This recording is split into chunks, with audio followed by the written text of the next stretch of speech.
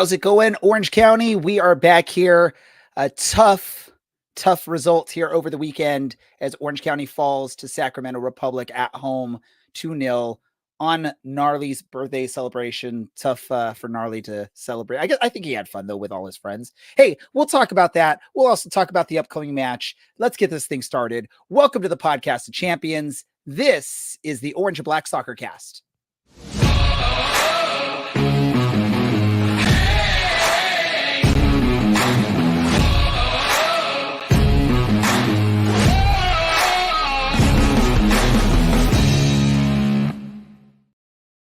How's it going, Orange County? Welcome to another episode of the Orange and Black Soccer Cast, the first and only podcast dedicated to Orange County Soccer Club, its fans and supporters. I'm your host, Ray Samora. I'm here to take you through this journey as we discuss all things Orange County Soccer Club.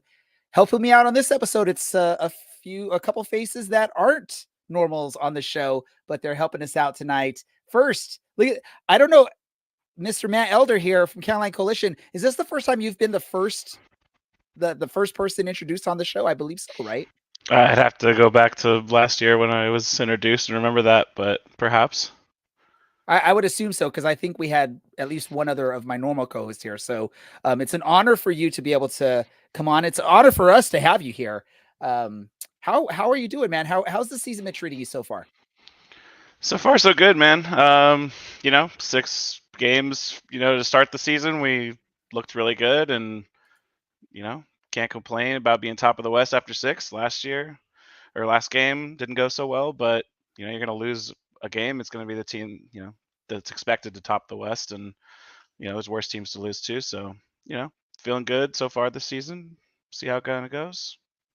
Yeah. Getting those cobwebs shook off, Yeah, it doesn't hurt as much when you're losing against someone that is supposed to be a tough opponent, right? It's when you lose to those bottom of the table teams that really hurt and sting the most. Hey, we got one other person helping us out tonight. This is a debut for him on our show, but it's not a debut for him contributing to the podcast, because if you go to our website, he's been contributing some great Spanish written content for those of you that prefer reading in that language. That's Mr. Andrew. Andrew, welcome to the show. Thanks a lot, Ray. What's up, Elder? It's great to be here. And we're glad to have you on here. First, let me just say thank you for what you've been contributing to our website and the written stuff. It's one of the things, I think, when we started this podcast in 2018, we were looking to find ways to diversify what we're providing with, the faces on screen, the stuff that we're producing. And we stepped our written game up last season. Now, with the help of you, we're getting some Spanish content, which is awesome to have available on there. Let me ask you the same question I asked to Matt. How is the season treating you so far? Yeah, man, considering everything, better than I maybe could have hoped for. The start was really, really great. An undefeated start in those first 5 games was definitely a lot of fun to be a part of. We sort of got grounded a little bit yesterday, but like you guys mentioned, it was a really great team. They played a really, really great game, and that's just how it's going to go sometimes. You're going to play against good teams, and sometimes they're going to beat you, and that's really what happened last night. But besides that, it's been a fun season. I'm excited for what's coming once our guys get healthy. Yeah, definitely excited for what will come when we get some healthy stuff going on this roster. It's been a struggle. Players out of position, players missing that are key players that we were all hoping and counting on for the season. So hopefully we get some players back. Things start turning around. The good thing that we can look at is this is a very unusual start for Orange County. They don't typically start off pretty strong. Usually, and I'll go to you, Matt, because you would know it typically takes a month or two for the team to start figuring out their form, right? I mean, this is not a typical start for the team, right, Matt? At least not recently. I mean, I was surprised at one point Nathan said it's not our best start for the first 6 games or something like that. But yeah, I mean, we've gone through what the last couple of seasons have been very bad in the first 3 months, 4 months, honestly. One of them leads to a championship. Another one leads to, bottom of the West. So, yeah. This season, it's one of those things, there's been parts of the games where I've been these corner kick goals that we've kind of leaned on a lot this season so far. I don't know how sustainable this is, but it's points that you're picking up in the beginning of the season when it's better to pick them up than to not, So great start to the season so far for the team, but in this match against Sacramento that we're going to talk about, probably the worst possible start you can have.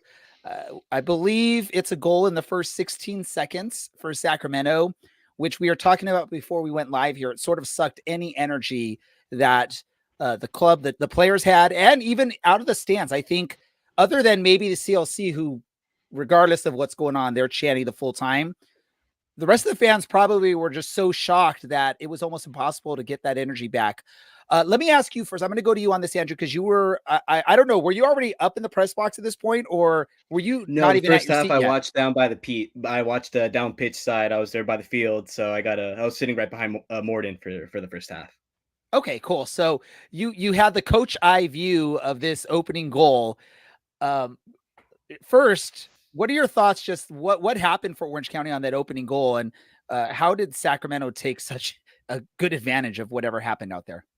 It's almost hard to tell. Honestly, I was still taking footage of the kickoff to post on social media, so that goal really took me by surprise. Um, yeah, yeah, just like you said, really was a gut punch. And you mentioned earlier in the pre-show that the morale, it was just difficult to come back from that. And I think the biggest thing that we saw in that first goal was that Sacramento sort of knew what they were doing. They really attacked our weakness from the get-go, and you saw it right from kickoff. They had that plan. You knew that's exactly the goal they had dreamed up the night before. So it was a team who had done their homework and then went ahead and executed. Let me ask you really quick, Andrew. You, like you said, you were sort of right behind the bench. Did you capture, or did you notice any reaction from the coaching staff, the players on the sideline there? What was the reaction from them when that happened? From Sacramento, I was really closer to the Sacramento side. When the goal happened, I was panning over and I was right by the coach, and it was an explosion on their bench. As I started heading over after the goal, it was Morden was sat by the bench just talking to his assistant, and that was really a theme throughout that first half. Just lots of comments to each other. You could definitely tell that there was a frustration. There was something that he wasn't seeing there, and frustration really is the key word there. They really looked like they weren't happy. Man, I'm going to go to you because I'm going to assume that CLC, the County Line Coalition, were in the midst of their county roads chant when that goal goes off. Let me ask you how, first of all, did you all finish the song, or did you all sort of stop mid song? And how difficult is it in that type of situation to finish the song as the team is celebrating, or the opposing team is celebrating a goal? Yeah, I was going to ask that to maybe our resident statisticians. If one, this is the fastest goal we've ever conceded, I assume it is. And if two, I can't remember if ever we've had county roads get interrupted by a goal. It's weird. I mean, it happens with any goal throughout the game. When you're like in the middle of a song, do you finish the song? Do you kind of, for the most part, especially in the middle of a game, you're kind of like, okay, maybe I don't know if it's like a juju thing or what, but it's like, oh, maybe we stopped this song because it just led to a goal. But it was tough to get through. But I think we kind of kept it going.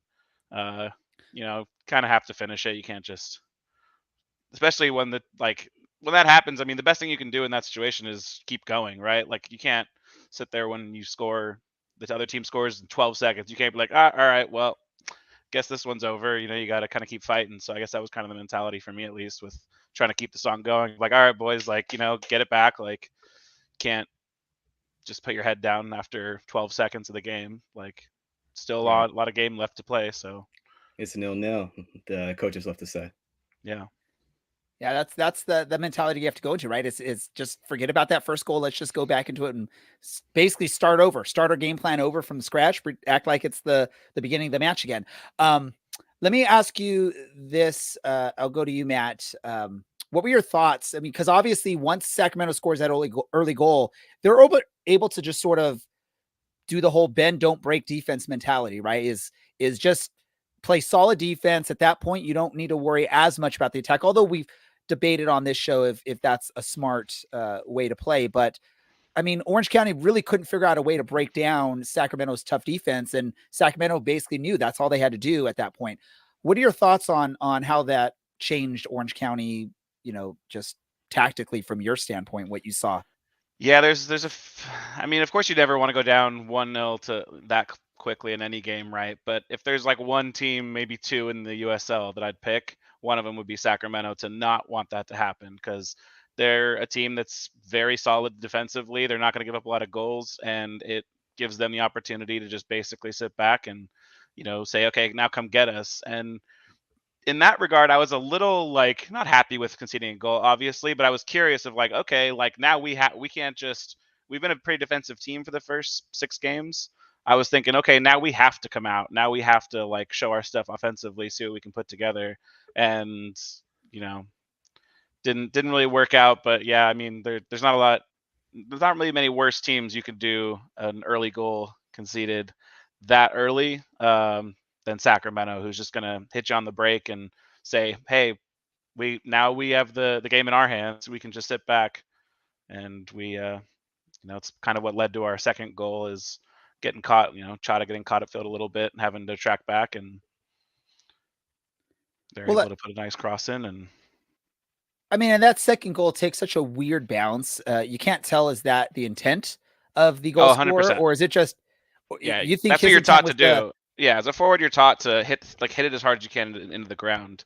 Okay. I mean, on the volley, it's impressive, like to be able to do that. But no, I mean, when I saw it take that bounce, I went, oh man, like because you could just see the trajectory was perfect for it to hit the ground and just bounce right up. Like there's nothing that Durant could have done for that one. Maybe on the first one he could have come out and punched it. Kind of got caught in like a bit of a should I or shouldn't I? But the second one, I mean, there's just not much you can do, and that's exactly what you're taught as a forward: is hit it into the ground and get a good bounce or get under the goalie, whatever you can do.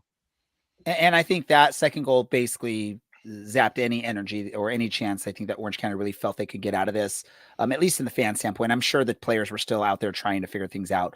That brings up the question, Mike. Durant in goal instead of Colin Shuttler. Would have Shuttler made a save on that opening goal? I'm talking about the first goal. He's a little bit taller than Durant, and he tends to come out slightly more aggressively, I believe. I mean, we've seen it a few times where he comes out and he takes a knock. I know, Andrew, you spoke to Coach Carlson after the match about Durant in goal instead of Shuttler. What did you get out of that, or what out of that conversation with Coach? Yeah, Coach. So Coach said the biggest thing was that it was to reward Durant for that performance against San Antonio as a young keeper coming in last minute. He mentioned that Colin got injured in the warm-up about 10 minutes before that game. And so come in when called upon like that as a young kid, especially, it's not the easiest thing. And then he performed. He really got that clean sheet. So for Coach, it was about rewarding him. He did say that Colin was good to go. He was ready to play. But it was about rewarding Durant for that good performance against San Antonio. And we've got some confirmation that I was wrong, and Shuttler is actually shorter. I think maybe just in my eyes, I see Shuttler a little bit more aggressive in the sky in that situation. So maybe that's why I think of him as a taller or bigger player. Is just I picture Shuttler coming out and punching that. Durant looked a little shocked in that moment, and again, it shocked everyone that situation there. So that was really tough to see. Hey, we'll talk a little bit more about. It's one of those ones where like you could do better, but I don't necessarily. I mean, that's the perfect spot to put it where the keeper doesn't know, like, should I go? Should I stay? It's just one of those ones, like, just unfortunate. And I mean, that's a great header by Amon. It hits off the bar and goes down, hits into the goal. Like, I mean, let me just say this: young attackers, young strikers, be aggressive to that ball. Don't wait for the ball to come to you. If you watch him on that, he's not waiting for the ball to come to him. He's attacking that ball, and that's the reason why he gets the goal instead of Durant getting a hand on it or someone else getting a touch on the ball. He was aggressive. He got the head of the ball. He deserved that goal 100%. That was really a really great play by him. Let's move on really quick because we do have a couple other guests that are going to speak with us today about our upcoming match against Monterey Bay. They joined us before, and this is neat because last time they joined us, they were sitting side by side on one camera. Now we've got two separate cameras, so we could talk to both of these. We've got Superfan Dan and we've got Oz, Fuerza Union representing the house, Monterey Bay FC. Let me ask, and you all, pick how you want to come at this. What's up, y'all? Welcome to the show. Welcome back, y'all. Good to see you. Thanks for having us. Good to see you. Glad we could have you back on here. We loved the conversation last time we had you. Unfortunately, we don't have Larry and his beard game to compete with you, but I do have a couple other beards that are representing on this episode, and I've got my wannabe beard growing here. Let's talk about Monterey Bay coming up here against Orange County. How's Monterey Bay been doing this season? How have things been looking for y'all? Oz, you want to go first? Yeah, I mean it's been pretty good these first couple of months. What is it, up to 4 wins now, and and this team is really coming together. It's a composed a little bit differently than it was the first 2 years, a lot younger. And they seem to be playing for each other a lot better than they have in these first 2 seasons. Not that there was any kind of like locker room breakdown or anything in the first 2 seasons, but this team is just seems to be playing for themselves, for each other a lot different. And it's been pretty exciting these first couple months. And one of the things that Monterey Bay did that's going to at least be on the good side for Orange County fans, y'all knocked out Irvine Zeta in the Open Cup, which I don't know. I think some of the Orange County fans were hoping to be the ones that get to knock them out, but hey, they get the real Irviners get knocked out by Monterey Bay, which we appreciate that from you all. Well, I did not want to show up to Championship Stadium after after losing to Irvine. That would have been pretty rough. I think you guys would have had a fun time with that, but it felt good to get that out of the way. Great job on that. And the Open Cup, awesome to see a team like Monterey Bay really working and trying to be successful there. I know there's big old craziness with the Open Cup coming into this session of it. I'm loving to see what the USL teams, I'm not going to just say USL Championship, USL teams have been really good in the competition so far. Agreed. I'm hoping that will continue. Superfan, what's been going well for Monterey Bay? Well, I think, we've talked a lot about the offseason, about the losses. We lost 5 guys, and pretty substantial ones. We lost James Murphy, who'd been with us, midfield dynamo, who'd been with us since the inception. We lost our captain, Hugh Roberts, who moved back to USL 1 and went back to Charlotte Independence. Lost Sam Gleedle to Louisville. We lost Christian Valesky. Those 2 of our big scorers. Ugo Okoli. I mean, we lost some really vital components to us last season, but we've replaced them with younger, I want to say hungrier guys. But I mean, at the same time, we've also brought in some veteran experience. We brought Rafa Baca back. For those of you who follow MLS, he played for Frank Yallop at the Earthquakes for 4 or 5 seasons, and then played 12 seasons in Liga Meki. But he played the last three months of last season with us, and then has come back. We also added Carlos Guzman from San Diego Loyal, and when we saw Guzman in preseason, we saw him and Kai Green. Carlos was replacing Hugh Roberts, and Oz and I kind of looked at each other and was like, I'm not sure this is going to work. But what we've seen is we've got kind of the beast and finesse pairing in the back there. You know, Kai is bringing the force, and Carlos Guzman has got the finesse. He's been able to really lay on some deep passes from the back, and it's worked really, really well. Maury Donor, of course, is flying down the right hand flank as good as he ever has, and we've got Tristan Traeger from Charleston Battery and Luther Archimed from Sacramento Republic, who are both guys who didn't get a whole lot of minutes from the start, but they're both eyeing that starting position. And Traeger's off to a fine start with 4 goals so far this season. So we're clicking. We're clicking in ways, like Oz said, that we haven't done in the last 2 seasons. So it's looking very positive for us. The guys are all playing for the name on the front of the shirt rather than the back of the shirt. And that's not to say that hasn't happened in the last 2 seasons, but you can really see that this season. It's evident from the start. And it's really great. Hugh Mick Roberts. I don't know if anybody remembers that one from when we played last year. The announcer kept calling Hugh Roberts Mick Roberts, so that was funny. Sorry. No worries. So it sounds like it's been a good start for you guys. It's been a pretty start for Orange County as well. The table shows a lot of parity. Only 2 goals separate them, 2 points separate them in the table. And it sounds like even the story of the season with your guys' players, a lot of the dynamics that are forming, well, maybe your guys' relationships are getting a little bit stronger. Ours might be a little bit more fuzzier, but there's still a lot of parallels, I would say, and the experiences each team is going through. So it feels like there's a lot of similarities. What do you guys expect to be maybe some of the bigger differences between the teams and how they might approach this next game? Oz, you want to take that?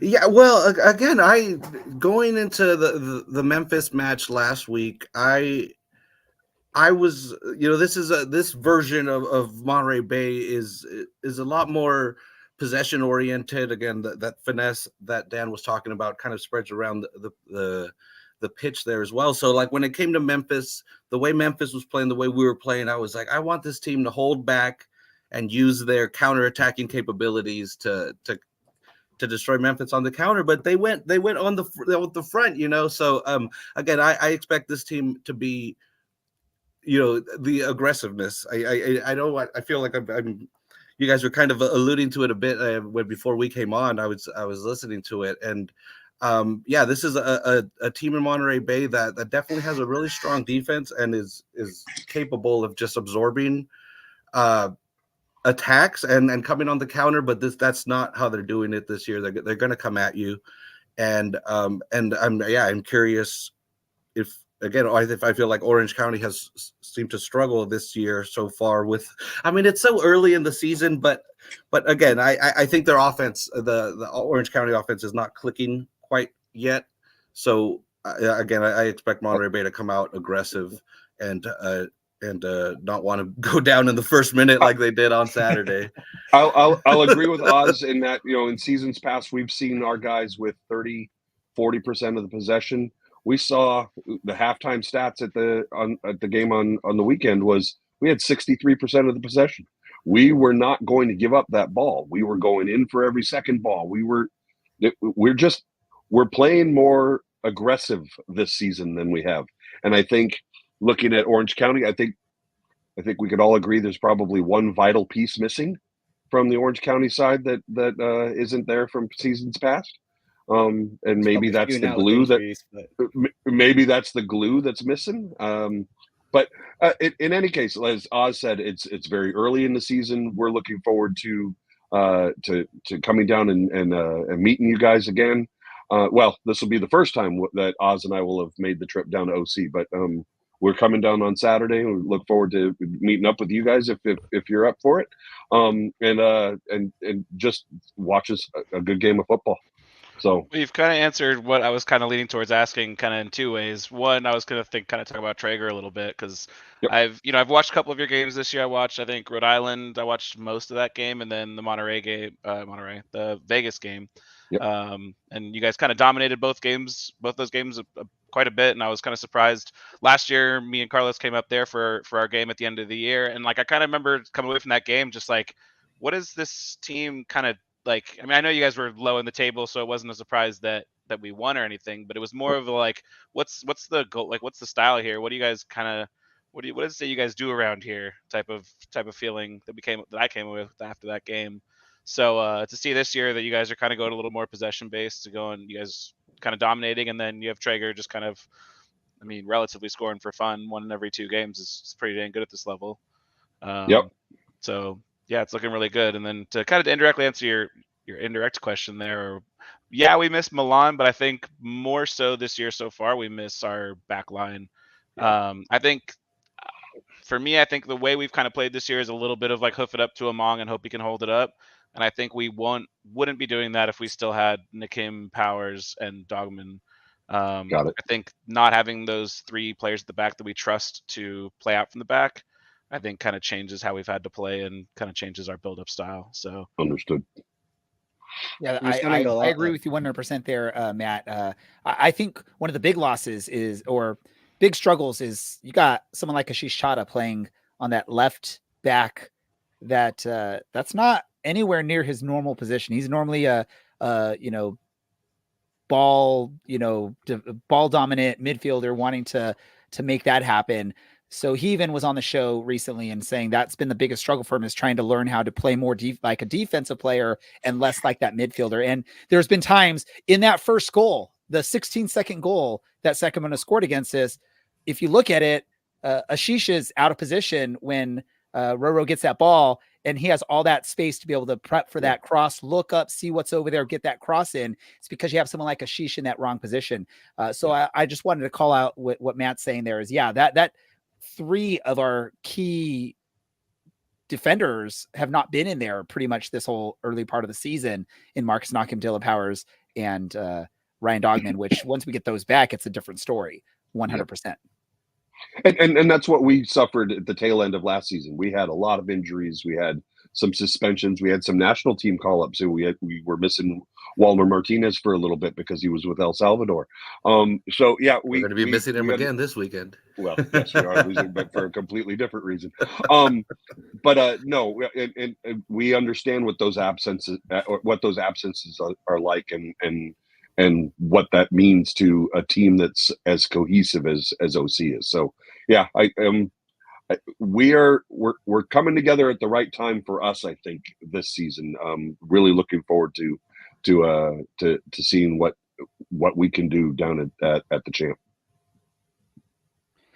I don't know, Andrew, it sounded like you were about to say something when I sort of jumped in and rambled a little bit. Did you have something you wanted to throw into that conversation?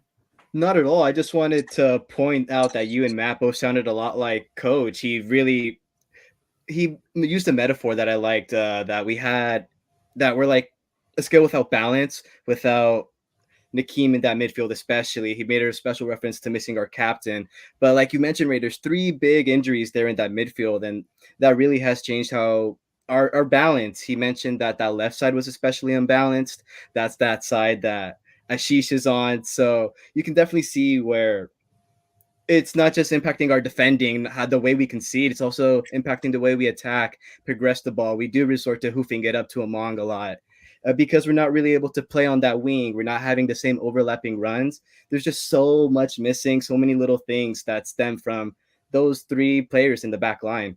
And it's just wanted to point out how you guys sounded a lot like him. Well, and can I just throw out there also, I know Dan mentioned missing Milan Olaski. I know Brad called out the name, or not Brad. Why am I saying Brad? Matt called out the name Milan Olaski in that conversation. One of the things that's also been hurting for Orange County so far this season is Ethan Zubak hasn't found his fit with his team yet. And he's a proven scorer at this level. We know he can score at this level. For some reason, he's just struggling right now. And I'm thinking right now it's to the point where he's pushing too much to try and make things happen. And he's in his head, because we all saw a couple of matches ago where he had pretty much an open shot on goal from a great pass from Brian Olaski and just sort of missed it. And it was just a nice, easy shot right to the San Antonio goalkeeper, which would have given us 3 points in San Antonio. So I'm hopeful still that Ethan can find his footing, and maybe it's against Monterey Bay that he's able to figure that out and open up the goal sheet. And I'm going to say this, the rest of the league should be scared. Once he figures out how to score goals again at this level, he's going to be a dangerous player. He will be once he gets there. He just needs to figure that out. And it's just taking a little bit longer than I think most of us expected. Do you, Oz, Dan, do you have any questions for us? For your end, do you want to hear anything? You guys answered my question already when I was listening. I was just noticing that, Shuttler hadn't started the last couple of matches, and I had no idea what was up with that, and I was curious. But you guys mentioned it was just a knock one week and then kind of a reward for the young guy the second match, right? So you expect him to be playing on Saturday? We are anticipating it. Yeah, we're anticipating that unless something happens. That's the thought process in all this. But with this league, you never know, because they don't really provide really great injury reports to anyone. Even the media we don't get. No one gets injury reports in this league. It's all hush, quiet, just like, the preseason behind closed doors, all that fun stuff that happens in this league. So the hope is yes, but I can't say for sure. My question has nothing to do with OC or Monterey Bay. My question is, how many Newcastle fans are in the Orange and Black Soccer Cast fandom there? I only asked the question because 7 a.m. on Saturday, I plan on being at Dos Amigos Mexican Cantina with the rest of Toon Army OC. So let me tell you this really quick, Dan. If you're going to make the trip out there, I will. My friend, a really good friend of mine, he actually is like one of the main people in that group. I will. If you're going to make it out there, let me know, and I will let him know to welcome you out there. And I received the invitation from the Facebook group. So they sent it to me privately and said, please do join us. So that's awesome. And if you make it there, ask for Mark and tell him Ray says I'm a Spurs fan, so I can't really talk to him right now because they just we're not allowed to talk. Sorry, Ray. No, y'all just did us dirty. That was just not even fun. But we had done you dirty the first match of the season, It so happened it was again. payback. It Everybody does you happened dirty, again. Ray. No, like looking forward to it. And then again, at Championship Stadium, I won't be hard to find. Oz will be also with the flag. So we'll please boo all these guys. I was going to say this about the traveling fans. Do you know about how many traveling fans y'all are anticipating making the trip down? As of right now, we know of 4. Okay. It's But a big group. Hey, I we have brought been 3, so you're beating us last year. well, and we saw Larry. Larry was on the side. He was actually down on field level. He reached out and said hi as I was walking by. So I'm looking forward to seeing him on Saturday as well. I've been answering questions on Instagram most of today, asking, "Hey, if we're going to be down in that area, where do we get tickets?" And I give them the discount link that OC sent to our SGs. So at this point, it's a crapshoot. I don't know how many we've got. I know of 4: me, Oz, and another couple who's making the trip down. But yeah, we could have upward of a dozen. We will see. I know that the front office has several people coming down as well. So we're just looking forward to it. So reach out. I'm going to recommend reach out to the CLC people. They do a tailgate under a big tree, I believe, is if that's where they still do it. But it's an open tailgate. They're not going to be biased because you all are fans of the other team. They'll welcome you. We're good fans in Orange County. We're not the mean ones. We'll bring beer. It's okay. Be careful with that. Just be careful with it because Irvine PD is not the biggest fan of open beverages. Gotcha. Okay. So we'll bring apple juice. Apple juice. That's right. Yeah. Except we just said it on this show. So if Irvine PD watches non-alcoholic beer. I'll bring non-alcoholic beer. Froth water. They've been really good this year. They drove by like 3 times what was Saturday, and we all had like cans of beer, and they didn't say a word. So I think they're cool with it. Maybe they're getting a little bit more comfortable with it. It's a big effing tree. Okay, we will look for that. So, all right. Just look for, is it the sign still says food lab with an arrow pointing that way, right? If I recall correctly, right. Matt, is that what it is? Oh, Andrew confirmed that. Yeah. So look for a sign as you're walking over the stadium that says food lab and follow that arrow. And there's a big tree right there that you can meet up with the other. Ray, Matt, Andrew, thanks guys. It's been great to see you all again. Good to talk with you. Oz, thanks for setting this up. Yeah. Awesome. And getting us on again. Really quick, what I want to do, I want to get some predictions from you. But before we do so, we got to bring up our score prediction. We do a contest on this show. Everyone's welcome to participate, not just Orange County fans. So Oz, Dan, if you want to jump in now and maybe you all can rise up the board here and make predictions. The predictions are specifically for Orange County matches. So obviously you'd have to know a little bit about what's going on. But this is what we have going on right now through week 7. As you can see, what we consider the experts on the podcast team, there's only really one expert on there, and that's Taylor. She tends to do really good on this, but she also played soccer in Scotland and I believe came out to the States and played at the college level. So she knows the game a little bit better than most of us here. So thus she does pretty good at these predictions. I remember Taylor from the last time we got together. So yeah, there we go. She was on the show that day. For the listeners, we've got a couple that one's at 21, Michael L, and we got Kayvon at 20. They're the leaders out of the non-experts, although that's a questionable term there because if you look at me, I'm only at 10, and thus maybe I shouldn't be considered an expert. But I call myself an expert just because I've done a podcast for 6 years now. There you go. So here's what I want from you. I want prediction, who's going to win and what the score is going to be. And we'll go from bottom up from what we're seeing on the screen. So I'm going to start with you, Dan. I'm going Monterey win. It's a 2-1 game. 2-1 Monterey. What about you, Oz? 2-1. All right. I'm actually also Monterey Bay win, but 2-0. Ooh, you're going for the shutout against Orange County. You're not as excited about me of Ethan Zubak open up the score sheet here. But we'll see. Andrew, what about you? I think it's going to be a fun one, maybe a little bit cagey. I'm going a 1-1. Ooh, nice. 1-1. And Mr. Elder? I'm going to go 2-1 Orange County. I think we bounce back, and I think you guys aren't quite as defensively solid as Sacramento, so I think we might get 1 or 2 and see what happens. All right. For my, what am I going to do? Because I haven't been that successful the last few matches. But, here's what I'm going to do. In honor of you, Mr. Dan, I'm going to call this out. Orange County wins 4-0 over Monterey Bay. Nice. Hell yeah. We're going to give you some revenge All for that right. Newcastle. I see what Ray's doing. I see what Ray's doing. I hear you. I like So where your head's one at. day it'll Orange hit. County. One day it'll hit, Ray. Hey, y'all, all you Orange County fans are gonna be loving me when that score happens. Y'all be like, "Yep, I love Ray. He's awesome." Let's do this really quick before we let y'all go. Dan, Oz, share with our listeners if they want to hear more from your wonderful voices. Where do they go? What do they listen to? Oz? Every Tuesday, we're on Instagram Live at about 6:30, 6:45 at Fuerza Union Instagram account.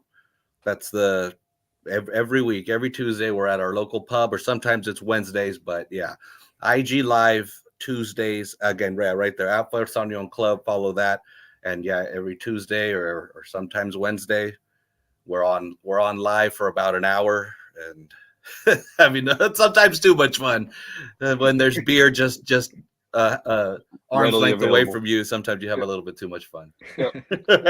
And I'm Answers, right? I'm at SuperfanDan831 on Instagram, Laszlo325 on X, I guess now, and I'm also, if you're interested, if you're a Newcastle fan, I'm also on YouTube channel called Through Black and White Eyes, and I have a show there that I do with my friend John O'Hare from Oklahoma called Barcode Banter, and that's what we do there. But we're starting to branch out and talk about Monterey Bay, because I'm interested in turning Monterey Bay fans into Newcastle fans and Newcastle fans into Monterey Bay fans. So it's what we do. I just spent 2 weeks in Newcastle at the end of March and the beginning of April over Easter weekend. So looking forward to it. And for anyone in Orange County, if you want to hang out with Superfan Dan for the Newcastle match, meet him up at Dos Amigos. Dos Amigos. That's it. They have good food there. I'm going to say they have some pretty good food there. I ate there when I went and watched Tottenham whoop on Newcastle with the Newcastle fans. Was that at 7 a.m. also? I'm hoping the kitchen's open. Or maybe 6 o'clock. No, the owner, I believe, is a Newcastle fan, so he specifically opens up the kitchen for the fans that come out for that. So you're in luck there. Looking forward to it. I want to thank you, gentlemen, thank you for coming out and joining us and helping preview this match with us. Best of luck on the season, just not this weekend. Yeah. Look at those graphics, man. That is some high tech stuff. I'm starting to learn stuff on StreamYard. Jeez. So check it out. I don't even know how to do that stuff, man. So if you're not watching live, you don't know what's going on. You hold it up there. Okay. Hold it up there for a minute. Hold it there. It'll come. Nope. Unless you're host. I'm not as technologically advanced, man. There you go. His but hands yeah, don't if you work. hold your 2 thumbs up for a matter of moments, then you get fireworks. That's awesome. Too much fun with it. Oh, we're having too much fun right now, but we gotta let y'all go. You all gotta get some sleep and get ready for. We'll see you on Saturday. Coming up. Yep, we'll see you. Looking forward to it, guys. Awesome. So that was a fun conversation. This is really what this podcast is all about, is meeting other soccer fans, especially at this level of the USL, getting engaged with them and having fun and making some friends, some long distance friends. We've told the story numerous times. That's how Brad became an Orange County fan, Orange County soccer fan, is because when me and Dylan made the trip up there for a season opener in Reno, he was our chauffeur. He volunteered to drive us around, so we didn't have to rent a car. We didn't have to Uber. He said, "Hey, I'll drive you guys around." And when Reno folded, we talked to him. He's like, "Yeah, I'll come and join you guys, and I'll become an Orange County fan." Doesn't hurt that we were getting a lot of former Reno players on this team as well, like Brent Richards, Seth Kasipli. Easy transition for him. Yes. Let's do this. We've pretty much covered most of the stuff. But before we go, I want to do this. I think we've already heard, or if we haven't heard, I'm sure most people already know Matt's story on how he, heard about Orange County, became a fan and started following. Andrew, I want to hear from you. Like, what's your Orange County Soccer Club story and how you started following this club and liking this club? Yeah, so I spent a lot of my childhood bouncing around, but I have a really special affinity with Anaheim. I spent 3 years there, and so I've always claimed it. Really, despite moving away, I've loved Anaheim. I've loved Orange County. So OC has always been my home. I've always been a soccer fan. But up until really 3 years ago, I wasn't aware that we had a team in OC. I've known about the Galaxy. I've known, your MLS teams, things like that. But I guess I really was like a casual. USL wasn't too much in my radar, but I started seeing some ads on Instagram, I think is what it was. And as soon as that clicked in my conscious, it really was a game changer. I'm a big Real Madrid fan. I'm a big Fiorentina fan. So I've loved the idea of having a European style team here, something that felt like mine, right? It felt like a tunnel dream for the longest. And then all of a sudden, my dream became reality. There's this massive club here in Irvine. And so it was super easy for me to just jump into it and embrace it. Awesome. Well, we're glad you found Orange County. You became a fan, just like all of the fans. We've loved. I know Matt is one of the few people on here that can really say I've seen this growth from the start, because he was one of those originals. When you had a few fans. I believe, Matt, you're the one that tells us the story of bringing a couch to stadiums and kicking back on couches. Or if it's not you, we've heard the story from somewhere. But that you've seen this grow, Matt. How exciting has it been now? I know last time we talked about this, but now it's even more. It's a bigger thing than it ever was before. Yeah, it's crazy. I mean, that's why I kind of really preach the like just be patient, like some of the things that the club has tried to do to like force our group to grow, and like I appreciate the help, of course, but like there's a part of me that's like it will organically grow. You just got to give it time. I mean, you look at some other clubs like around the world and it's like they have generations of families that, grew up supporting the club and stuff, and it might take a generation. Maybe we don't have that much time, but we need to just kind of let it happen, and people like Andrew are going to find the team just by letting time pass and word of mouth. It's going to be like an exponential thing at one point, and it kind of has been the last few years where it was four of us.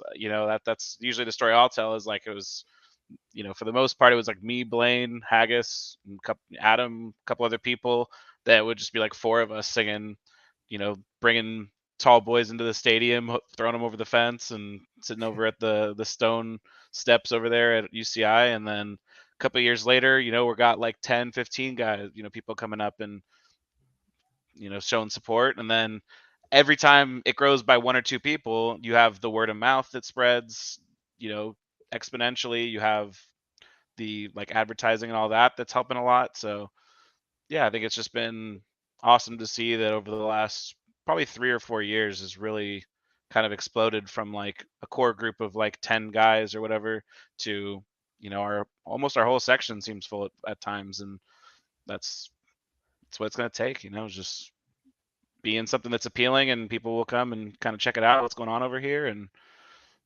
that's something I'm happy to see over my 9 years now.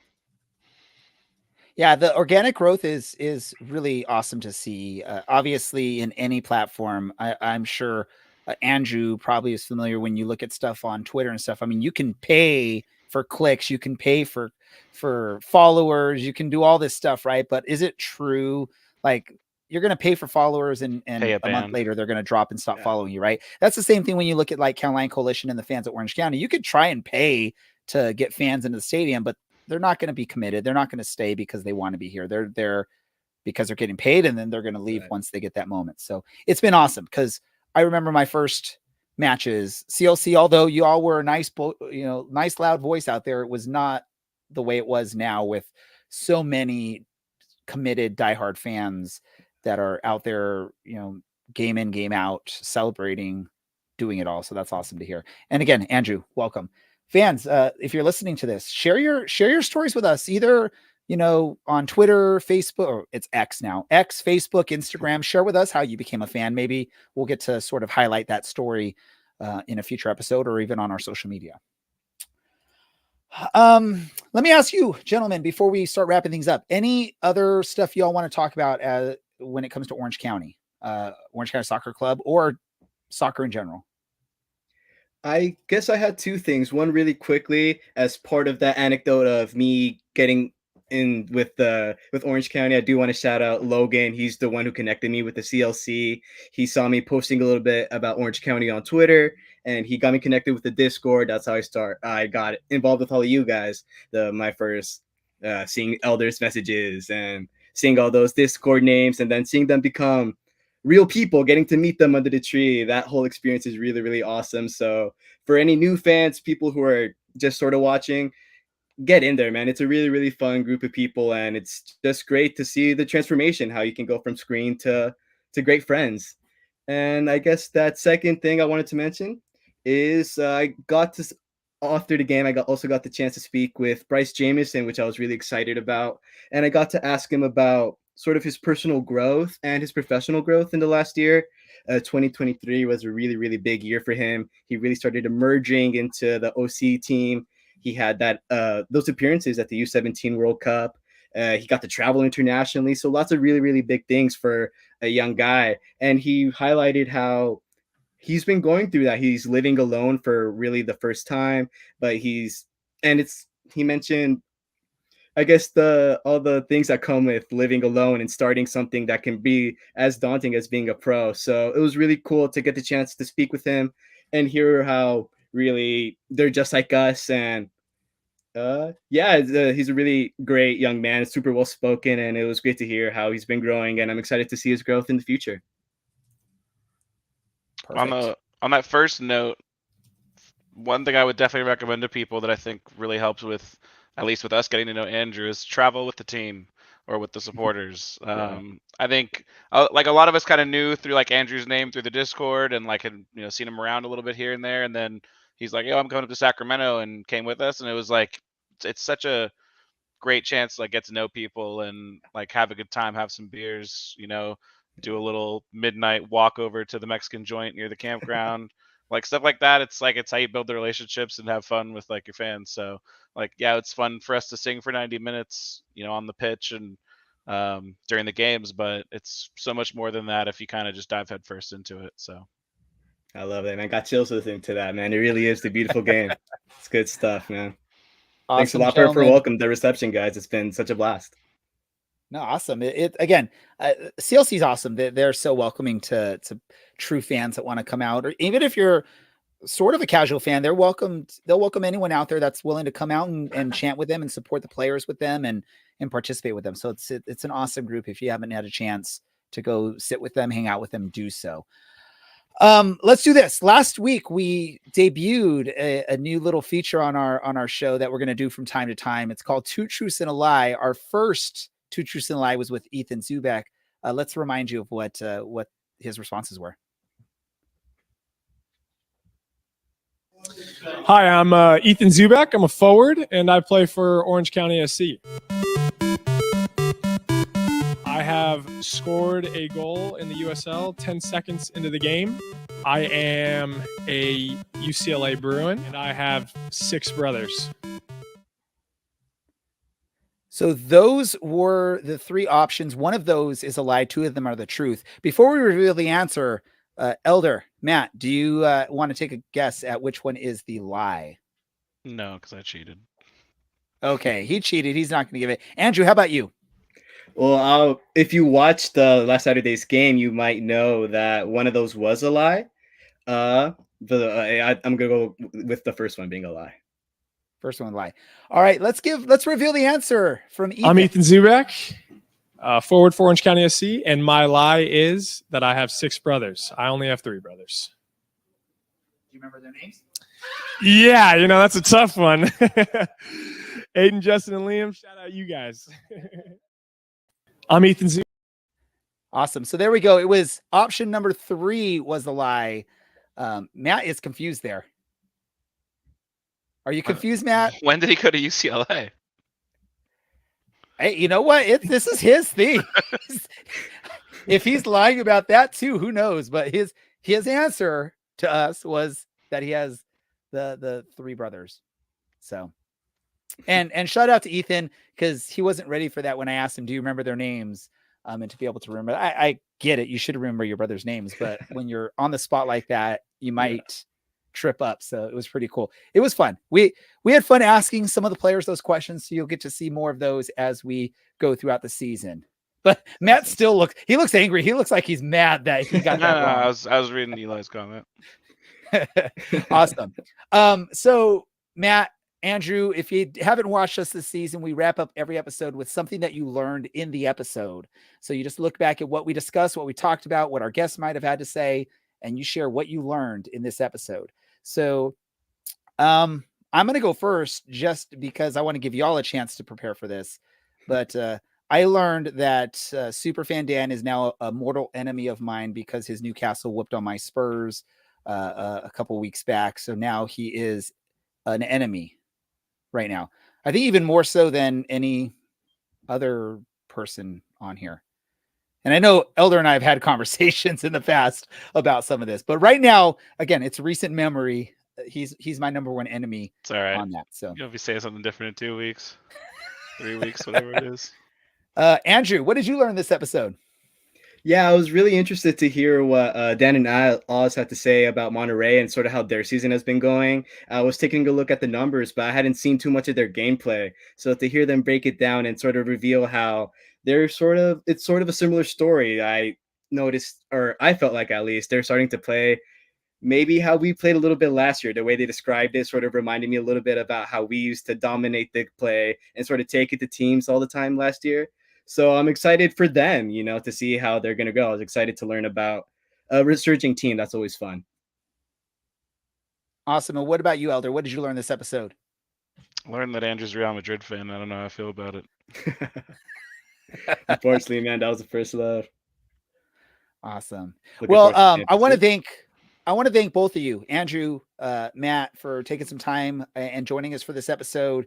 If you hadn't done so, it would have been just me talking for 45 minutes. And I don't think anyone would have wanted to hear 45 minutes of my thought. Well, we would have still had the Superfan Dan and Oz, but still, it would have been me talking for most of that time. People don't want to hear that. They want to hear from the other people that really know what they're talking about. But thank you for doing that. Also want to thank Superfan Dan and Oz from, I can't even say it right, so I'm just going to say it my way. Forza Union. I cannot say it the way Oz says it. There you go. There we go. I'll take that. Thank you for the help there, Mr. Elder. Want to thank them for joining us on this episode. Also want to thank all the people that watched live and contributed in the chats. Thank you for doing so. For those of you that watch and listen elsewhere, no problem with that. Make sure you give us a follow on the social medias. Give us a like on any of the episodes you listen to. Check us out at ocsepodcast.com to read any future articles or any past articles that Andrew has contributed for us. You can also go to that website. Just in case y'all didn't know, you can go to ocsepodcast.com, click on the link that says CLC or Counterline Coalition. I can't remember what it says, but click that link. You can go on. You can get the lyrics to all of the chants that the CLC does out there in the stands. And some of them even have recordings of the chants. So if you want to learn them before you come out, you can do so. You can open up that app on or that website on your phone and see the lyrics and chant along as well with that. Well, thank you, everyone. Thank you for listening. This is the Orange and Black Soccer Cast. We are out.